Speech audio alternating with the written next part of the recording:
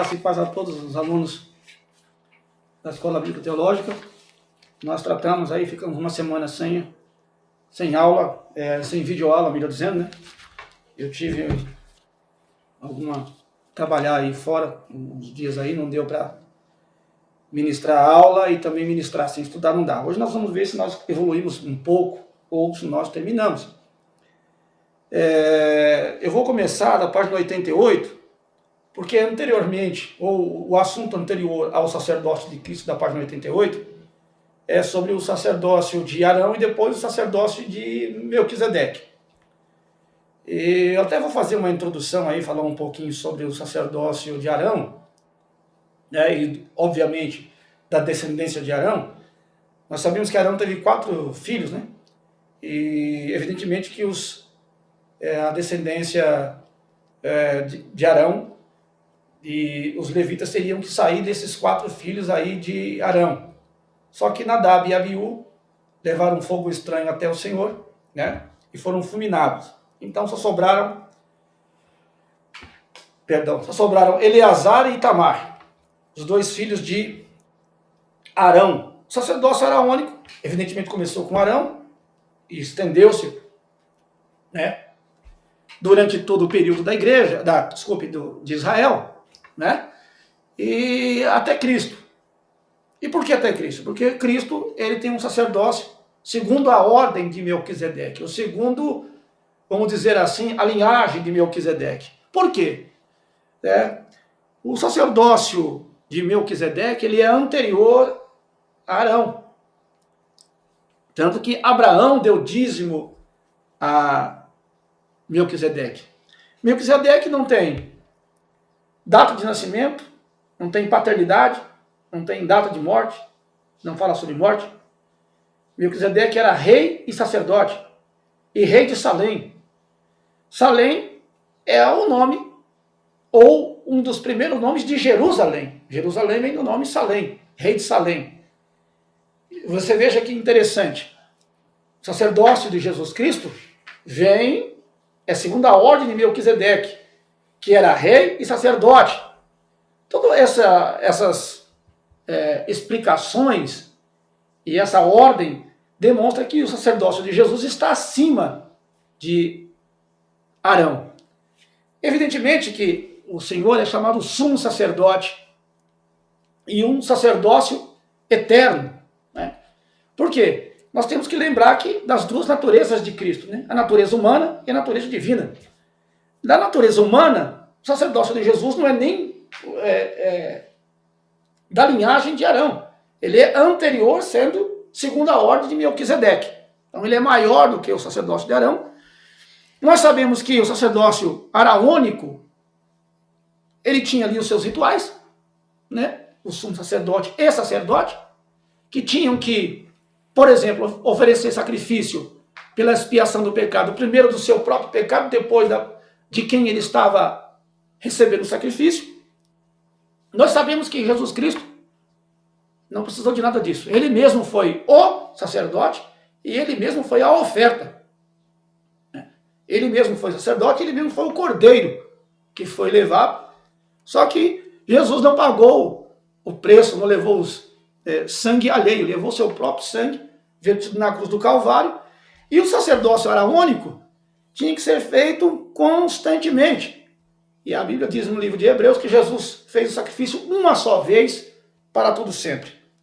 Então essas são as diferenças do sacerdócio araônico para o de Melquisedeque. E porque na linhagem humana, Jesus ele não vem do sacerdócio araônico, mas vem do sacerdócio que veio antes de Arão, que era o sacerdócio de Melquisedeque. Essas figuras, né, que tinha Melquisedeque, rei, sacerdote, sem dias anteriores, sem dias posteriores, sem dia de nascimento, sem data de morte, sem paternidade, é uma pré-figura do sacerdócio de Cristo Jesus. Então, é isso o que representa, é isso o que significa o sacerdócio segundo a ordem de Melquisedeque. Página 88 diz assim, ó: antes do sacerdócio levita, a Bíblia menciona Jetro como sogro de Moisés, como o sacerdote de Midian. Êxodo 2,16, né? Apesar de não se saber muito a seu respeito, o contexto parece tratar de um sacerdote do Deus de Israel, pois Moisés sacrificou e ofereceu o holocausto junto com ele. Os sacerdotes mencionados em Êxodo 19, 22 e 24 não eram levitas, porque a ordem de Arão ainda não se havia sido fundada. E isso aconteceu posteriormente, em Êxodo 28. Mas o comentário bíblico Biacon afirma que os primogênitos exerciam as funções sacerdotais. A menção dos jovens que sacrificaram ao Senhor, em Êxodo 24, 5, parece indicar uma escolha exclusiva de Moisés só para essa finalidade, né? Depois aqui vai falar sobre o sacerdócio araônico, que eu já dei essa pequena explicação, né, sobre o sacerdócio de Melquisedeque, que está relatado com mais especificidade na carta aos Hebreus, capítulo 5, capítulo 7, você pode ler para entender melhor o sacerdócio, a origem do sacerdócio de Melquisedeque, a ordem de Melquisedeque, que era superior e anterior à de Arão, né? Eu queria falar um pouco, entrar um pouquinho aqui no capítulo 8, na página 90, Jesus, filho de Davi. Você vê que nós acabamos de falar, e é bom que eu explique novamente para ficar bem entendido. Nós estamos tratando aqui de cristologia. A cristologia trata do quê? Quais são os temas da cristologia? Vamos lá. Os atributos incomunicáveis de Jesus Cristo, né? Os seus títulos e as suas obras, ok? Então nós já estudamos aí sobre os atributos, sobre a divindade, sobre a humanidade de Jesus, já estudamos nas aulas anteriores sobre Jesus como profeta, né? E o maior profeta de todos. Agora nós estamos estudando sobre o sacerdócio de Jesus. E aqui, nós já falamos um pouco sobre o sacerdócio de Jesus, o sacerdócio de Melquisedeque. Aqui, Jesus, no capítulo 8, como filho de Davi, é para quê? De novo, nós já falamos da natureza humana de Cristo e da natureza divina, 100% homem, 100% Deus. Jesus, sim, é 100% Deus, mas também é 100% homem. Quando Deus promete estabelecer um reinado eterno e perpétuo a Davi, dizendo que o seu reinado seria eterno, teria que se cumprir, né? E teria que se cumprir, obviamente, em Jesus. Ok? E isso, de fato, aconteceu. Essa promessa foi feita a Davi. E essa promessa aconteceu. Então, para que isso fosse possível, Jesus também teria que ter a linhagem humana. A linhagem humana. E essa linhagem humana vinha de Davi. Você veja que é interessante. Quando os assírios invadem o Reino do Norte, e leva os israelitas, espalha os israelitas, domina os israelitas. Antes disso, quando houve a cisão, a separação do reino, né, Saul governou no reino de Israel completo. Davi governou primeiro 7 anos em Judá, depois mais 33 anos em Jerusalém, em todo Israel, né? E Salomão também. Aí na hora do seu filho assumir, houve a divisão do reino. Então, para Jesus ser descendente da linhagem de Davi, essa linhagem tinha que ser mantida apenas em uma dinastia. A dinastia do Reino do Norte de Israel não foi possível. Nós temos 19 dinastias no Reino do Norte em Israel. Por quê? Muitas mortes. Muitos reis mataram uns aos outros durante o período da história dos reis de Israel. O que não acontece em Judá. A dinastia de Davi ela é mantida única no Reino do Sul. Em contrapartida, no Reino do Norte, teve 19 dinastias. Mas no Reino de Jerusalém, apenas uma. E aí os pais de Davi eram da região do Sul. E os pais de Jesus, José e Maria, também eram de Judá. Então Jesus nasce exatamente da descendência de Davi, na linhagem humana de Davi. Promessa que o próprio Deus fez a Davi, que o seu reino seria perpétuo, eterno. Pastor, mas como isso é possível? É possível. Durante 425 anos isso aconteceu em Jerusalém. E continuou em Cristo. O reino agora invisível, porém real. E vai continuar quando Jesus vier reinar no milênio. ele vai continuar reinando eternamente. Então, esta promessa, ela foi feita a Davi, foi profetizada ou vaticinada no Antigo Testamento, foi cumprida em Jesus e continua sendo cumprida em Jesus. E será cumprida nele por toda a eternidade. Então, esta promessa não deixará de existir. O anúncio e a predição desta profecia. A história de Davi, ela é a maior história do maior personagem do Antigo Testamento. Não tem um personagem com maior história do que Davi. Nós sabemos o seu nascimento, nasceu em Belém do Judá. Seu pai tinha 10 filhos, 8 homens, 2 mulheres. Ele era o caçula dos homens. Ele foi ungido rei com Saul ainda como rei. Sabemos que Saul foi rejeitado por Deus. Davi, então, depois da morte de Saul, ele assume o trono, conforme a vontade de Deus. Nós sabemos depois que Salomão assume logo depois de Davi, seu filho, e assim sucessivamente. Nós sabemos também que o maior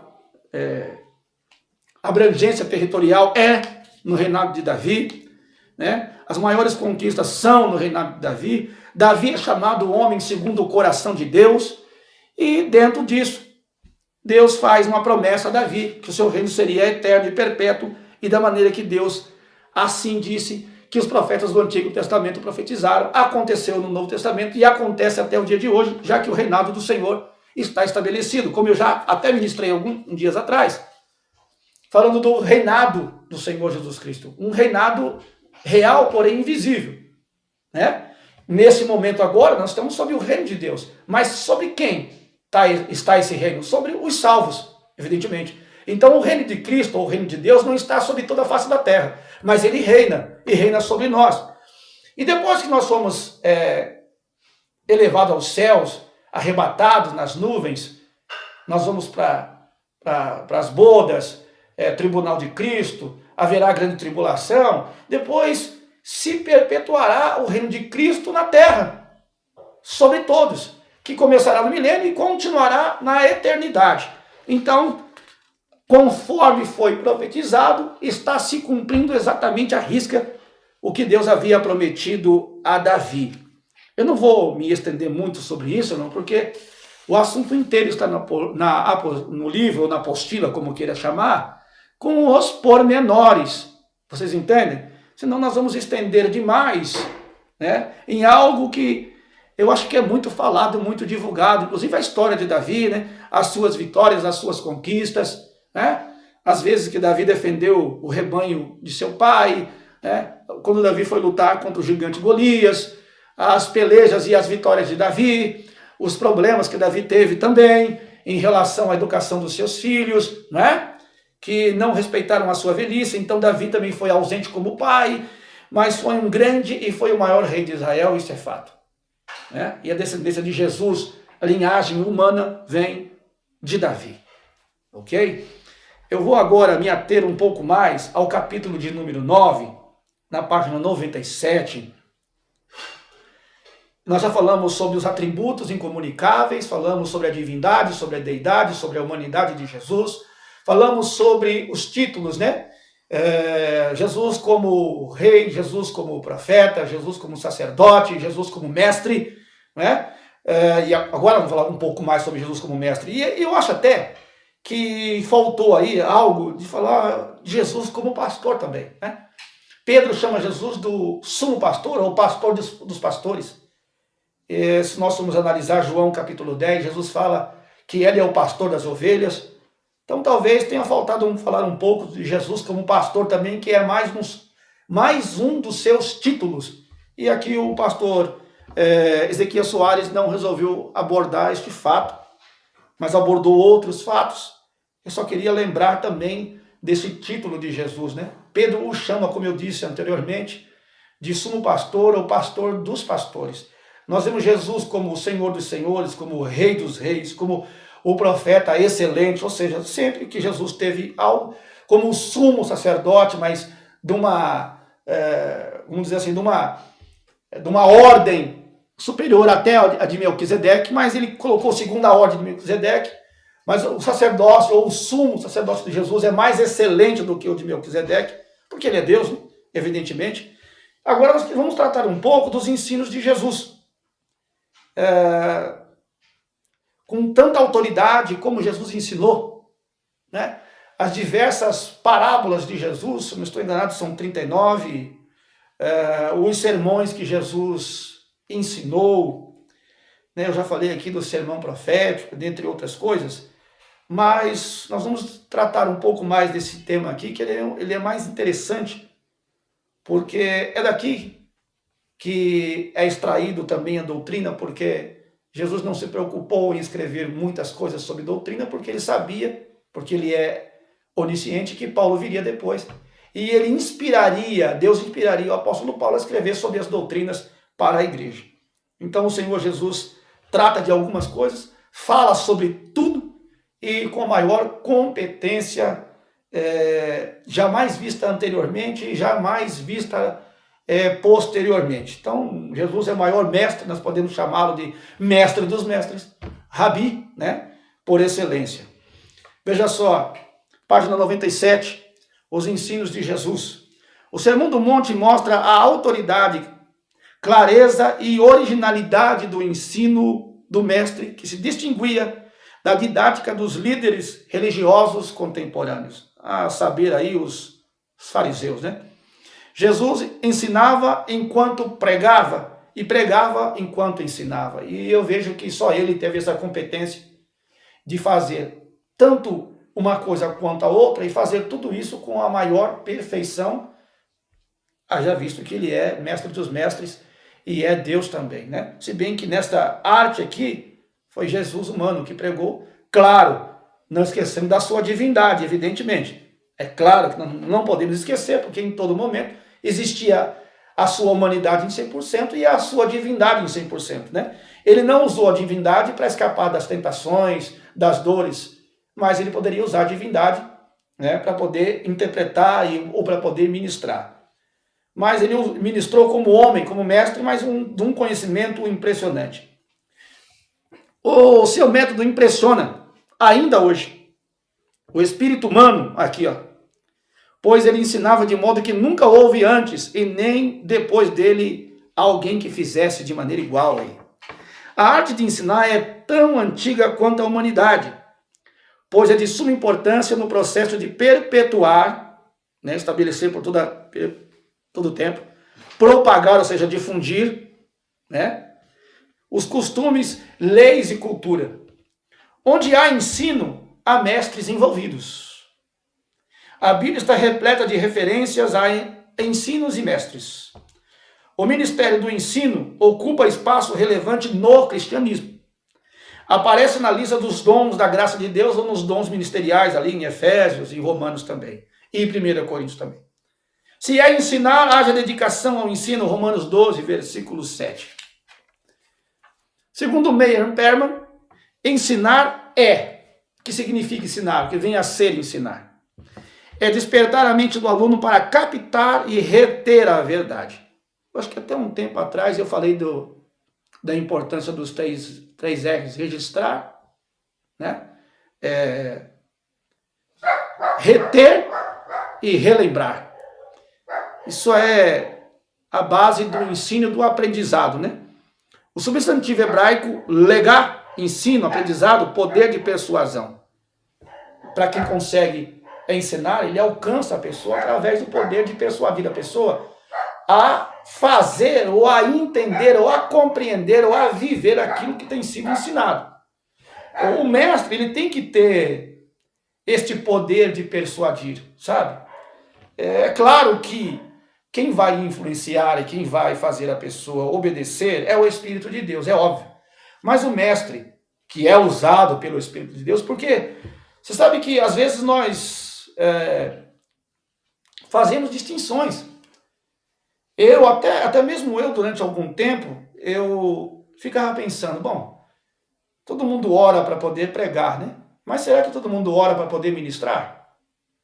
Fica uma pergunta, né? Mas nós devemos orar também para poder ministrar. Porque nós estamos levando a palavra de Deus. E não tem nenhuma diferença, por exemplo, de consagrar, jejuar para pregar, ou consagrar e jejuar para ministrar, para ensinar. Por quê? Nós estamos nas duas áreas, nos dois aspectos, nós estamos levando a palavra de Deus. Então, evidentemente, é necessário oração, né? Isso é claro e evidente. No próximo parágrafo diz assim, o ensino bíblico acompanha a pregação do evangelho. Acompanha que vai junto. Portanto, ide e ensinai todas as nações, batizando-as em nome do Pai, do Filho e do Espírito Santo, ensinando-as a guardar todas as coisas que eu vos tenho mandado, e eis que eu estou convosco todos os dias até a consumação dos séculos. Mateus 28, 19 e 20. Esse texto é chamado a Grande Comissão, né? Mas nós temos aqui duas atitudes e dois verbos, né?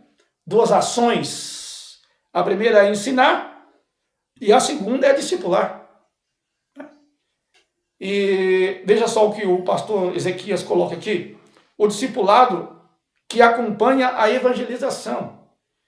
Eu diria que é como engrenagem. Evangeliza-se, ensina, evangeliza-se, ensina, evangeliza-se, ensina. Nessa ordem, ou seja, discipula, melhor dizendo, né? Nessa ordem, assim. Evangeliza, discipula, evangeliza, discipula, evangeliza, discipula, e vai assim, com essa engrenagem, porque aí você ganha e as pessoas são consolidadas, são discipuladas para permanecer. Você ganha e consolida, ganha, consolida, ganha e consolida. É a única maneira da igreja crescer é desta forma. Então, por isso que uma coisa acompanha a outra, né? Aqui ele vai usar alguns termos aqui, mas eu quero me ater aqui ao seguinte, ó. O Senhor Jesus ensinou durante todo o seu ministério sobre Deus. Olha só o que Jesus ensinou. Primeiro, sobre Deus, né? Então, nós podemos dizer teologia, que é o estudo sobre a figura de Deus. Sobre si mesmo. Depois, 3, sobre o Espírito Santo. 4, sobre os anjos. 5, sobre os homens. 6, sobre o pecado. 7, sobre a expiação. Aí você pula aqui que ele repetiu antes, né? 8, sobre a igreja. 9, sobre a morte. 10, sobre a ressurreição dos mortos. 11, sobre a sua vinda e etc. Então Jesus, se você for analisar, ele ensinou sobre tudo. Quando a gente diz que o Senhor Jesus não se preocupou com doutrina, ele não, vamos dizer assim, ele não se aprofundou, ele não gastou o seu tempo inteiro com doutrina, mas ele também deixou doutrina, irmão, porque aqui tem escatologia, aqui tem amartiologia, aqui tem teologia. Tem tudo isso aqui, irmão. Jesus ensinou tudo isso. E o que é mais importante e fundamental, e até vale a pena lembrar, é que Jesus ensinou tanto na teoria quanto na prática. Quando ele pregava, ele ensinava, enquanto ele ensinava, ele operava milagres. Enquanto ele fazia isso, ele profetizava, enquanto ele fazia isso, ele era sacerdote.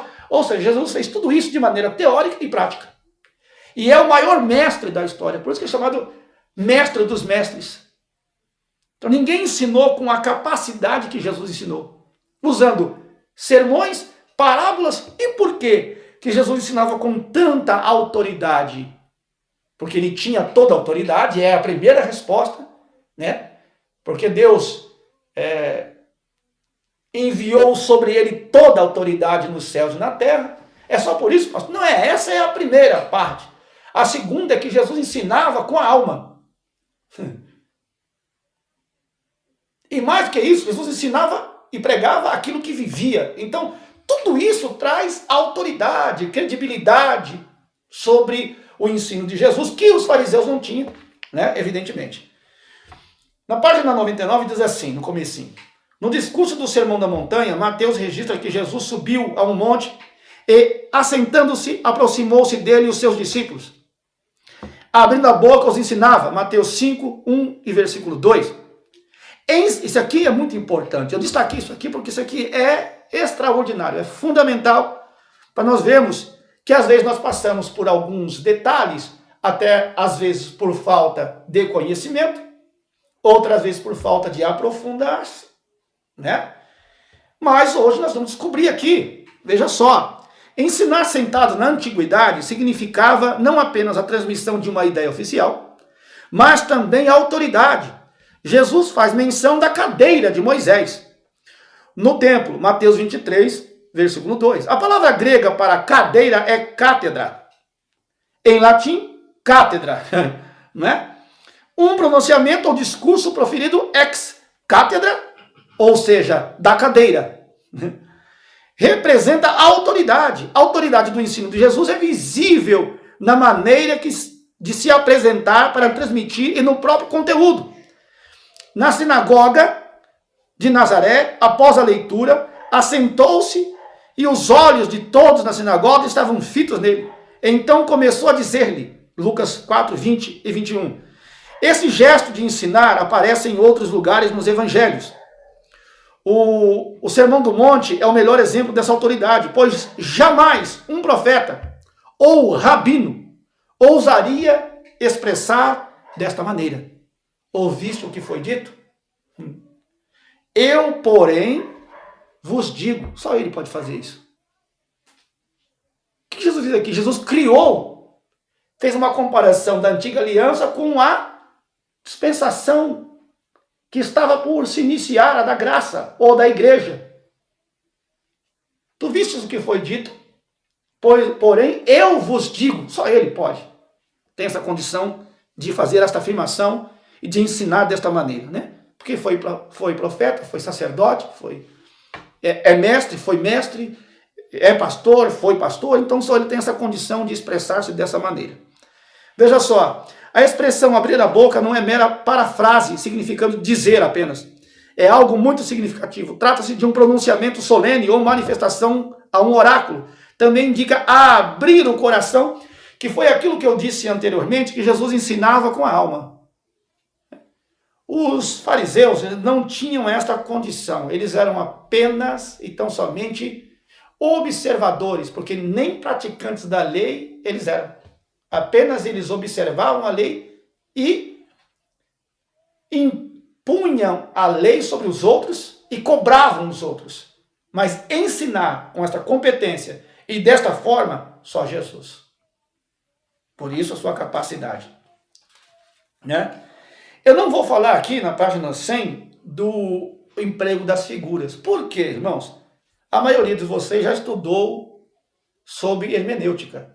Já falamos de sinédoque, de metonímia, de metáfora, de parábola, de símiles, de hipérbole. Isso aqui está de novo repetindo aqui. Então você que já estudou isso, tem a apostila lá, ou você que quer ver de novo, está aqui nas páginas, tá certo? Nós vamos pular para a página de número 104 para falar dos milagres de Jesus.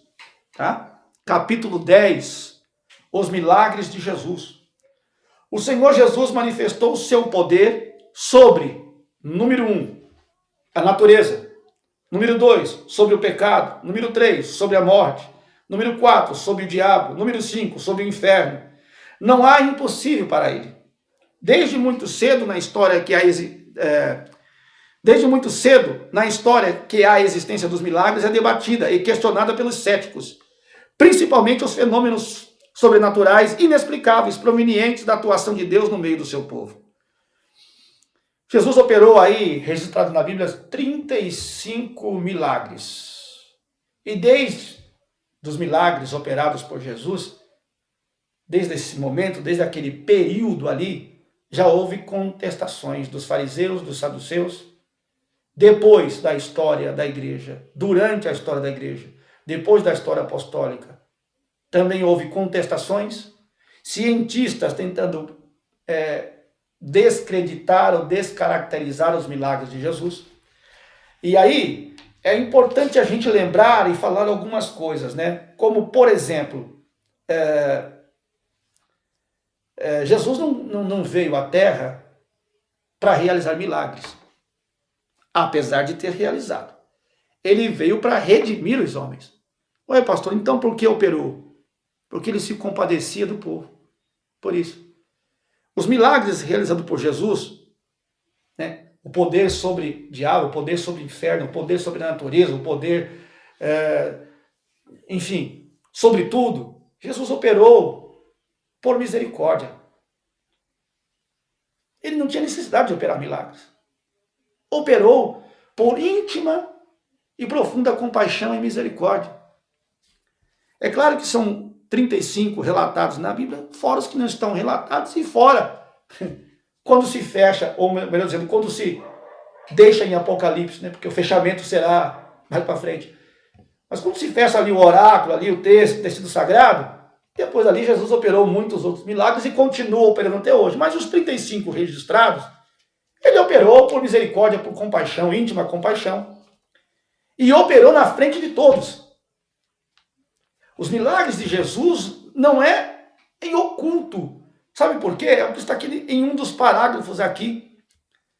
Que é para ninguém contestar. As pessoas que viveram na época de Jesus, ou seja, enquanto Jesus esteve vivo e operando do seu ministério aqui na terra, ele sempre operou os milagres diante de todos. Assim também como o seu ensino foi diante de todos, para que não houvesse contestação. Ah, os fariseus, os saduceus contestaram por quê? Queriam contestar. Mas não tinham provas. Nunca tiveram. E eles mesmos foram testemunhas oculares dos milagres de Jesus. Aí, quando eles não tinham como contestar, o que eles faziam? Diziam que eles estavam operando através de Beelzebul. Essa era a tática usada pelos fariseus e saduceus. Mas nós sabemos que isso é impossível. E Jesus fez isso para evitar que alguém pensasse que fosse truque, magias, embustes, ou seja, o que for. Então Jesus não só ensinou diante de todos, como fez milagres diante de todos. Você pode ver a ressurreição do filho da viúva de Naim. Foi diante do cortejo. A ressurreição de Lázaro tinha uma multidão. A mulher do fluxo de sangue, a cura, o cego, enfim, os milagres relatados na Bíblia é diante de todos. E o ensinamento também. O sermão do monte. Jesus se assentou-se no monte e havia uma multidão diante dele. E nos diversos discursos de Jesus também, né? Então não tem como alguém contestar. Na transfiguração estava lá Pedro, Tiago e João, quando apareceu Moisés e Elias no monte da transfiguração. Então tinha testemunhas, para ficar claro o ocorrido, a veracidade do ocorrido. Não sei se vocês estão conseguindo compreender. Jesus, página 106, foi transparente em tudo, no ensino e nos milagres. Ele fez, eu já falei aqui do parar o cortejo fúnebre, e aqui vai falar agora, vai relatar os milagres que eu estava relatando. Nada foi feito em oculto. Nada. Tudo foi feito às claras. Jesus não ensinou nada, e nem fez nada em oculto. Nada. Sempre diante da multidão. Né? Então, e a ciência, é interessante dizer sobre isso, um pouco sobre a ciência. A ciência não tem como atestar a veracidade ou não. Por quê? Veja só, até recentemente, eu não vou aqui precisar a data, os cientistas diziam e afirmavam que tinha 9 planetas. Aí agora descobriram que Plutão não pode ser considerado um planeta do sistema solar. Então agora baixou para 8 planetas. Ou seja, eles fazem algumas afirmações, dizem ser por descobertas científicas, depois eles voltam atrás, dizendo que aquilo não é mais comprovado cientificamente. E como eles vão tentar explicar milagre? Já que milagre não se explica. Milagre, o nome já diz tudo isso. Milagre não se explica. Por quê? É algo sobrenatural. A ciência não vai nunca conseguir explicar milagres. Nunca vai conseguir. Porque é um fator sobrenatural. Então, sobre-humano, sobre a ciência. Tá? Não tem como a ciência deixar de comprovar ou não comprovar. Deus não está preocupado com isso. Né? E veja só, uma religião sem algo sobrenatural, ela não é religião, ela é uma filosofia. A religião só é religião porque tem algo sobrenatural agindo sobre ela. Como se explicar morte e ressurreição de Jesus? Como se explicar a ascensão de Jesus e a descida do Espírito Santo? Isso não se explica cientificamente, até porque, dados científicos, Hoje eles comprovam, amanhã eles descreditam, dizendo que não é dessa maneira. Né? Até descobrirem que a terra não era redonda. Levou anos. Isso Isaías já tinha dito muito tempo antes. Tá certo? Então, só para a gente ganharmos, só para nós ganharmos tempo, né? E irmos direto ao assunto. Eu estou sendo bem sucinto porque está tudo no livro, tudo na apostila, tá? A gente fica mais tranquilo e mais sossegado. Por isso, eu estou resumindo, depois vocês vão na apostila e a prova que eu vou ministrar, ela será daquilo que eu tenho ensinado. Então, o que eu não tratei aqui, fique tranquilo que não vai estar na prova, tá? Até porque a prova vocês podem consultar, então vocês têm como ver da onde está aí, onde estão as respostas às perguntas que serão feitas. O capítulo 11 fala sobre a morte vicária de Jesus. Nós sabemos que morte vicária é morte substituta, já para dar o primeiro pontapé inicial aí, né? A morte de Jesus deve ser estudada como fato histórico com suas relevâncias e implicações teológicas do plano divino, da redenção humana. A morte não foi só um acidente de percurso. Ou a morte não foi, desculpa, um acidente de percurso.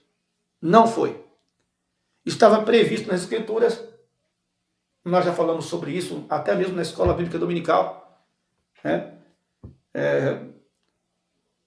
Efésios 1:4 e tantos outros textos que isso já havia separado desde a fundação do mundo, desde antes da humanidade, já saberia que Jesus iria para a cruz do Calvário. Né? Prosseguindo aqui, veja só, o acontecimento, e esse acontecimento, a morte de Jesus, da ressurreição de Jesus, afetou e ainda afeta a vida de todos os seres humanos. Não se trata apenas da morte de um justo, mas de um sacrifício como oblação ou como oferta pelos nossos pecados, da humanidade. O que Deus recebeu e propôs como propiciação, né, como um ato pelas nossas ofensas. Romanos 3:25. O aspecto histórico está nos evangelhos, nos 4 evangelhos.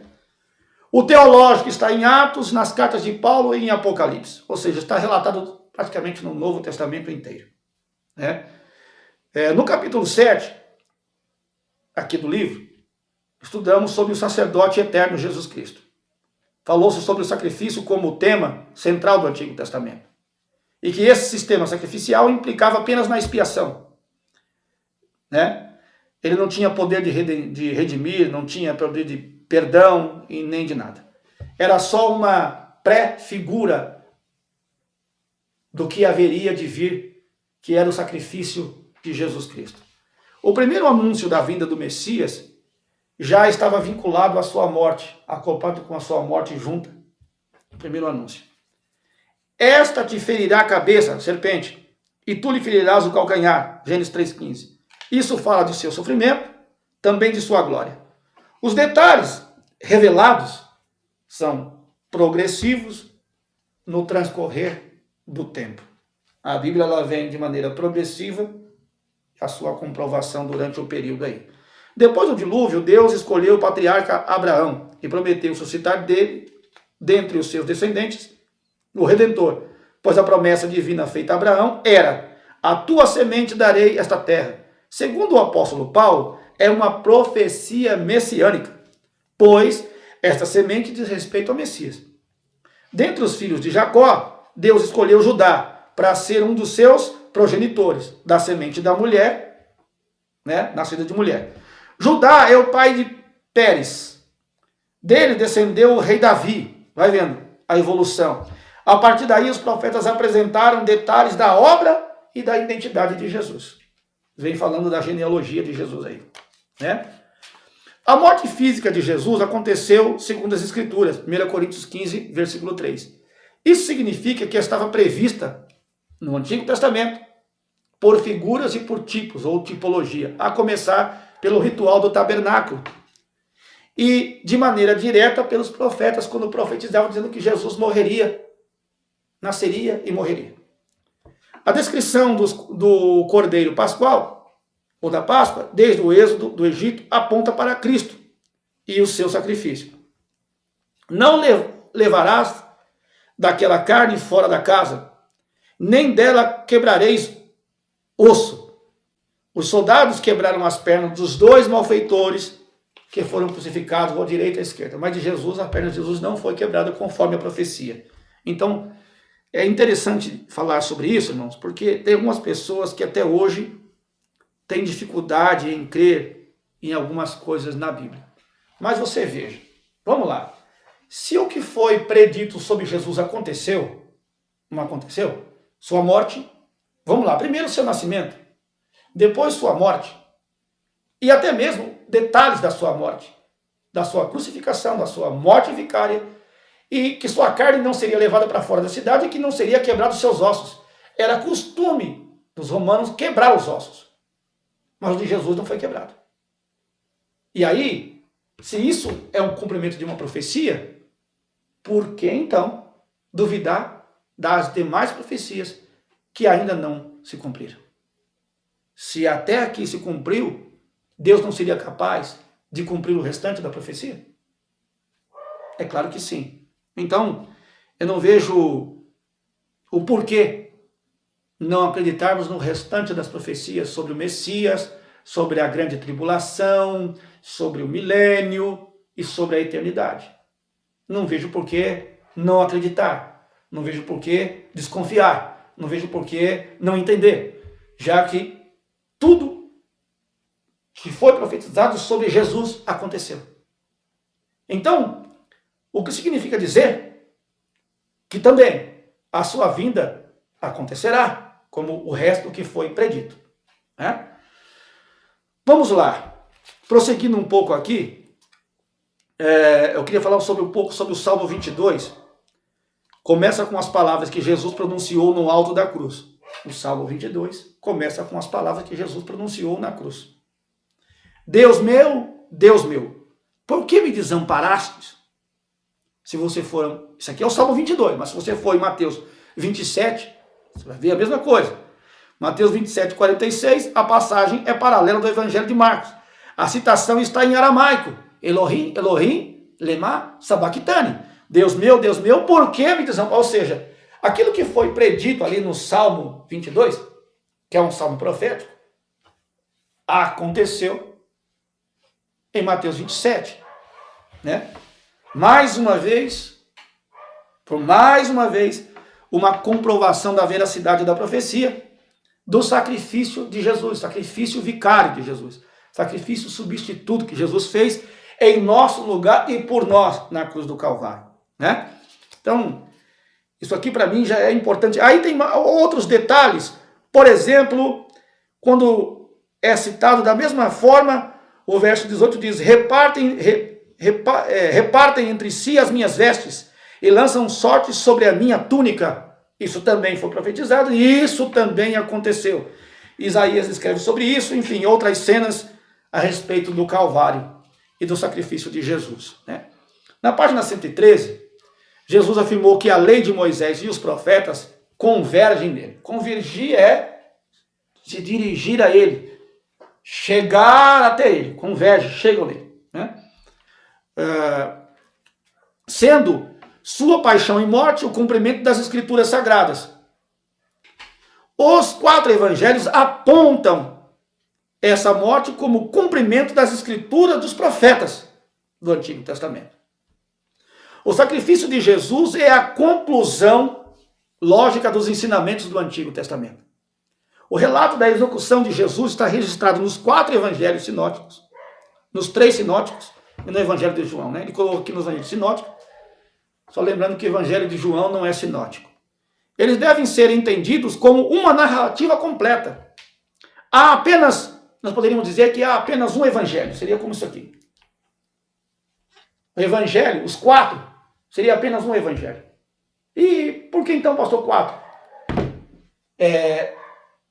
Visto, interpretado, transmitido a pessoas diferentes, a públicos diferentes e levado a inspiração a 4 homens diferentes, mas um evangelho só. Se você perceber, apesar de ter várias passagens iguais, semelhantes, vamos dizer assim, por isso são sinóticos, há também um complemento de um com o outro. É como se fosse montando as peças do evangelho e fosse completado, e isso só se completa quando fecha os 4 evangelhos que formam o evangelho de Cristo geral. Não sei se eu consegui transmitir isso e explicar isso direito. Então, os 4 formam um evangelho só, pois eles vão se completando. Tem alguns textos que são sinóticos ou símiles, algumas passagens, e outras, Mateus completa Marcos, Marcos completa Lucas, que Lucas é completado por João, formando o evangelho de Jesus Cristo. Então, tudo isso está relatado de maneira bem tranquila, bem peculiar, com algumas características diferentes, outras similares, entre os 4 evangelistas e os 4 evangelhos, formando de tudo isso, levando tudo isso também à informação do sacrifício de Jesus de maneira completa. Tem um pouco mais no outro, tem um pouco mais de informação no outro evangelho e um pouco mais de informação no outro evangelho. Quando soma-se tudo, forma-se uma grande, obra. Poderíamos dizer um grande compêndio formando uma obra só, que é o evangelho de Jesus Cristo. Amém? Eu acho que isso aí está bem explicado. Eu não vou prosseguir falando mais sobre isso, porque eu vejo que nós que temos essas informações nos evangelhos, que lemos constantemente os evangelhos, sabemos das passagens sinóticas, semelhantes, símiles, e também daquelas que têm algum complemento a mais pela visão, pela narrativa, porque alguém copilou, o outro viveu, enfim. Então são essas aí algumas diferenças dos evangelhos, que são complementares, evidentemente. Na página 116, vai falar do sacrifício vicário. Falamos da morte vicária, morte substituta. Vamos falar do sacrifício vicário, o sacrifício substituto. Eu vou falar apenas um pouquinho, uma introdução. A Bíblia ensina que todos pecaram e destituídos estão da glória de Deus, Romanos 3:23, está aqui. O que o homem é completamente incapaz de se salvar ou de salvar a si mesmo, de ir ao céu pela sua própria força, justiça ou bondade. Assim Deus proveu salvação de maneira que a paz e a justiça se encontrassem em Jesus, no sacrifício de Jesus. E esse sacrifício satisfez a Deus. O Antigo Testamento não somente anuncia a vinda de Jesus com a sua paixão e morte, como também apresenta a importância do sangue no sacrifício, apontado para o Calvário. E o sangue é que fará a expiação. E isto é confirmado no Novo Testamento, dizendo o seguinte, Hebreus 9:22, sem derramamento de sangue não há remissão de pecados. Hebreus 9:22. O que era necessário, Jesus fez. Jesus cumpriu, porque se precisava derramar sangue, e sangue inocente, foi o que Jesus fez na cruz do Calvário. Então, o sacrifício que era para eu fazer, para você fazer, Jesus fez por nós, uma vez por todas. E pronto. Não mais como no Antigo Testamento, feito diariamente, feito ano a ano, somos sacerdote e tal. Isso foi interrompido. Jesus fez uma vez por todas. No capítulo 12, nós vamos tratar da ressurreição de Jesus. A ressurreição de Jesus é, com certeza, a principal doutrina do cristianismo. Por quê, irmãos? Se Jesus morresse e ficasse morto, ele seria igual a Maomé, igual a Confúcio, igual a Buda, igual a Reverendo Moore, sei lá, e tantos outros aí, hereges, falsos profetas, na verdade. Mas como Jesus morreu e ao terceiro dia, conforme havia sido profetizado, ele ressuscitou dentre os mortos, né? Já que ele é a primícia e também o primogênito de toda a ressurreição, e levou consigo cativeiro, ou seja, levou os salvos da antiga aliança, os salvos do Antigo Testamento, juntamente com ele lá para o paraíso, né? Então, se essa doutrina não existe, nada mais tem importância. Paulo fala muito sobre isso na primeira carta de Paulo, no capítulo 15. O capítulo 15 inteiro trata sobre isso, sobre ressurreição. Então, ali está a comprovação da ressurreição de Jesus e de que essa doutrina ela é a principal doutrina do cristianismo e, além de ser a elementar, a principal doutrina. No capítulo 8 do livro, sobre cristologia, Jesus é o filho de Davi. Foi apresentada a origem dos saduceus. Eles eram os intelectuais da época de Cristo. Em sua maioria, era de sacerdotes, membros do Sinédrio. Atos 5:17. Eles rejeitavam o Antigo Testamento. É bom a gente entender, e aqui fazer a separação aqui dos fariseus e dos saduceus. Você veja que os saduceus rejeitavam quase todo o Antigo Testamento, só aceitavam o Pentateuco. Então até os profetas e os hagiográficos, que são os outros livros históricos, os salmos poéticos, os saduceus rejeitavam veementemente. Só acreditavam na Torá, só acreditavam nos livros de Moisés, só. Eles não acreditavam nos proféticos nem nos hagiográficos. E aí tem aí, por acreditar nisso, somente na Torá, eles não acreditavam na ressurreição e nem em milagres. Por isso o confronto era ferrenho, irmãos. Além dos fariseus, os saduceus. Os fariseus vinham com a aplicação das leis, querendo forçar o cumprimento dos outros na lei, sendo que eles mesmos, como diz Mateus 23, nem com um dedo moviam, né? Então só cobravam os outros. Aí você tinha os saduceus. Podemos dizer que eram os hereges da época também, né? Só acreditavam, só criam, só professavam as leis de Moisés. O resto da Bíblia não existia. Você tem os fariseus, que acreditavam na lei e nos profetas, e que, devido aos 400 anos de silêncio, o tempo dos macabeus, né, que eram aí, criaram alguns reinados de alguns reis dos judeus, nesse período, os próprios israelitas, os próprios judeus criaram esta seita, né? Criaram este império, esse exército chamado Macabeus, aí dominaram uma época muito sangrenta da história interbíblica aí, e foi nessa época que também surgiu o Talmud, que é a lei oral, né? E dessa lei oral, que segundo os criadores do Talmud, Deus não deu a Moisés somente a lei escrita, deu também a lei oral, né? A Mishnah e tal, é que eles foram incluindo leis ou, vamos dizer assim, penduricalhos às leis, ao ponto de uma lei ter 30, 35 leis agrupadas naquela mesma lei de Moisés, mais 35 leis, para pesar sobre os homens durante o período de Jesus. Você vê que nós falamos até aí de batismo de prosélitos, isso é, gentios que se converteram ao judaísmo. Eles não se batizavam porque se consideravam santos e impecáveis. Então você vai vendo aí o quanto Jesus teve que lidar com isso, e os apóstolos também, né? Não só Jesus Cristo. E os saduceus, tinha aí esse grupo de hereges que não acreditavam na ressurreição e nem em milagres. Jesus teve que lidar com tudo isso aí. E eles fizeram de tudo, para descreditar a Jesus como Filho de Deus. De tudo. Desacreditar os milagres, enfim, e vai por aí afora. Usou de diversos argumentos para colocar a divindade de Jesus e a doutrina da ressurreição em xeque ou em descrédito, né? Quer ver aqui na página 119, tem a lei do levirato. Que vem ser essa lei? E ela existe até hoje em Israel. E entre os judeus espalhados nas nações. Aí.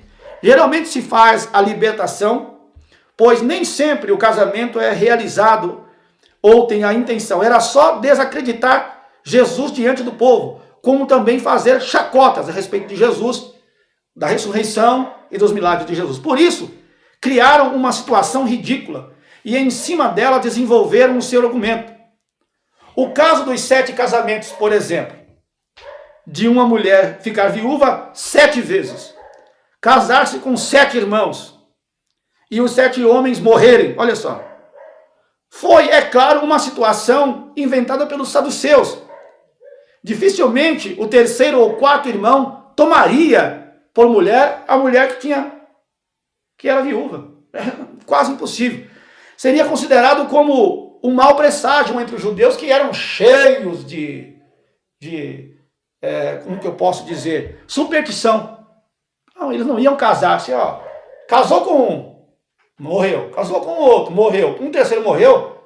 O quarto irmão não ia casar com essa mulher, rapaz.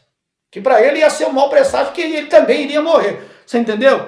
Então, essas coisas foram criadas, esses adendos, né? Essas normas humanas, para descaracterizar Jesus, a ressurreição, os milagres de Jesus, né? Até hoje, existem a negativa desses milagres de Jesus. Existem. A ciência quer desacreditar, né? Os materialistas querem desacreditar os milagres de Jesus, a ressurreição também. Então, veja só, nesse parágrafo aqui, ó, negam essa verdade bíblica os adeptos do espiritismo, da legião da boa vontade, do movimento do reverendo Mu e da organização dos testemunhas de Jeová. O mais estranho é que as testemunhas de Jeová empregam com frequência o termo ressurreição. Veja só a incoerência e a contradição. Entretanto, negam essa doutrina. Afirmam que Jeová há de trazer à vida apenas os sinceros de sua religião, da religião dos testemunhas de Jeová. Só eles. E dará uma nova oportunidade às pessoas de boa vontade, que foram enganadas e, por isso, não se tornaram adeptos do movimento Testemunha de Jeová. Mas não se trata de ressurreição, é uma nova criação, pois Jeová há de criar uma nova pessoa, com todas as características, até mesmo com a aparência física do falecido. Uma espécie de clone. É a isso que elas chamam ressurreição, elas testemunhas de Jeová. Como os saduceus são especialistas em raciocínios e argumentos aparentemente bíblicos. Aparentemente. Nenhum grupo religioso da Terra se destacou tanto em forjar e inventar raciocínios para persuadir o povo como os testemunhas de Jeová. A organização tem até mesmo um manual de raciocínio para combater a fé cristã histórica. Raciocínios à base das escrituras. Nega a vida futura na passagem do rico e de Lázaro, dizendo que tal ensino não tem fundamento, porque ninguém é salvo por ser pobre, nem condenado por ser rico. Porém, a verdade é que a ortodoxia cristã não prega isso. Onde está escrito que Lázaro foi salvo por ser pobre? E onde está escrito que o rico foi condenado por ser rico? Em nenhum lugar. É uma situação criada por testemunhas de Jeová, por elas mesmas, né? E em cima dela procuram persuadir o povo. Assim como os saduceus criaram uma situação querendo, em cima dessa situação, atacar a doutrina de Jesus. O verbo grego mais usado para ressuscitar no Novo Testamento é ergueiro, que é despertar, levantar, no sentido intransitivo. Levantar-se, alçar-se, né? O segundo mais usado é anisteme, é levantar, levantar-se, ressuscitar, ok? O substantivo anastasis, ressurreição, vem de ana, acima, de restemi, pôr em pé. Ressurreição, então, portanto, significa levantar dentre os mortos. A Bíblia afirma que o mesmo corpo foi sepultado e será reerguido. O mesmo corpo, não outro corpo. Senão não é ressurreição, é criação. Se o corpo que morreu não vai ser o mesmo que vai ser reerguido, então não é ressurreição, é criação, se for outro corpo.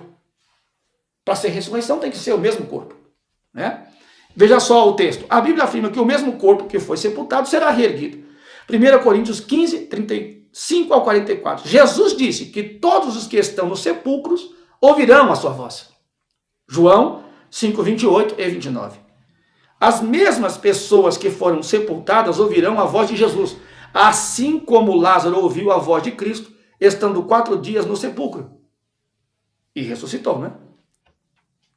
Então, daí se tem a noção do que é ressurreição e do que é criação.